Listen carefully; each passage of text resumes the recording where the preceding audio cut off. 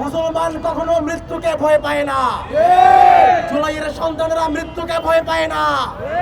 আমাদের ভাই হাদি যদি আল্লাহ তাআলা হায়াতে না রাখেন তিনি শহীদ হবেন, আর যদি হায়াতে রেখে থাকেন হাদি ফিরবে ইনশাআল্লাহ।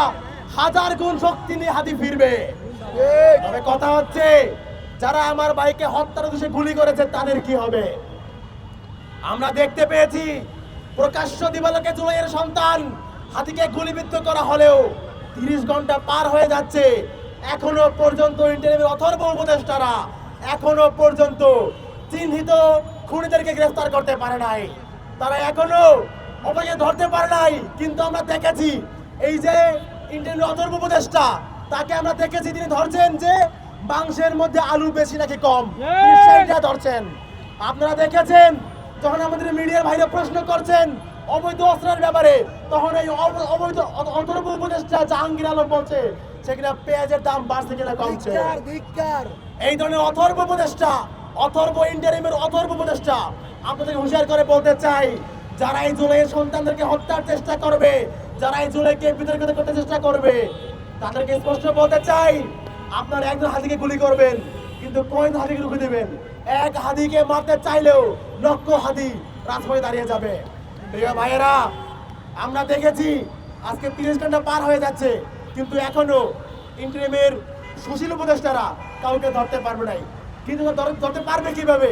এই যে ইন্টারিম এটা গঠিত হয়েছে সুশীল উপদেষ্টা দিয়ে।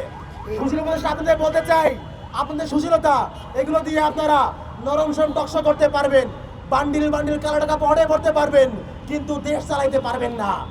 আপনারা কি দেখেন না আমাদের ভাই গুলিবিদ্ধ হয়েছে, অথচ সোশ্যাল মিডিয়ায় খুনি আওয়ামী লীগের জারজ সন্তানগুলো আজকে এখন উল্লাস প্রকাশ করছে। আপনারা কি দেখেন না? আপনারা কি জানেন না এই জারজ সন্তানগুলোর বাপ মা কোথায় আছে?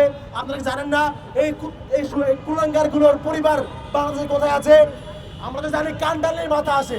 আমাদের সন্দেহ লাগে ইন্টারিম অথর্ব উপদেষ্টারা আপনারা সে কান টানতে ইচ্ছা করেন কিনা। আমাদের সন্দেহ লাগে যে আপনারা আসলে চান কিনা যারা হাদিকে হত্যার চেষ্টা করছে তারা গ্রেফতার হোক। যদি আপনার সত্যি থাকে একজনকে তো হওয়ার কথা। আমাদের বড় অবাক লাগে যেখানে প্রশাসন খুনিদের শনাক্ত করবে সেখানে আমরাই তাদেরকে সিসিটিভি ফুটেজ দিচ্ছি, সেখানে আমরা তাদেরকে শনাক্ত করে দিচ্ছি, দেওয়ার পরেও তারা ধরতে পারছে না। ওটা আমাদের কাছে আপডেট চায়, বড় লজ্জা লাগে। ধরার দায়িত্ব কাদের? আমরা খুঁজে দেওয়ার পরেও তারা ধরতে পারছে না, উল্টা আমাদের কাছে আপডেট চায়। এই লজ্জা আমরা কোথায় রাখবো? ইন্টারিমের সুশীল আপনাদের করে বলতে চাই, যেমন কুকুর তেমন মুগুর দিতে হবে।